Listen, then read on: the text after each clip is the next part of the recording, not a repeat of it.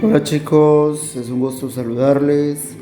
Únicamente indicarles lo que corresponde como tarea del día de mañana. Ustedes saben que deben de presentar un cartel correspondiente a esta página. ¿Qué van a hacer?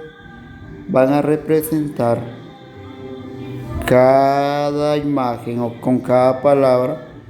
Ejemplo, la número uno es Mesha. Luego Sheila, pueden dibujar en el cartel o también pueden pegar imágenes, imprimir. Por ejemplo, van a colocar la palabra, veamos, quizá escribimos Mesha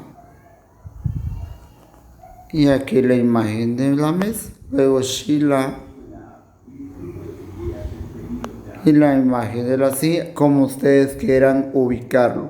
Eso queda ya a creatividad de ustedes. Entonces lo pueden comenzar a elaborar. Si ya lo tienen hecho, solo deben de subir la foto a plataforma. Si no lo han hecho, por favor háganlo y deben de subirlo a más tardar a las 5 de la tarde. Saludos cordiales.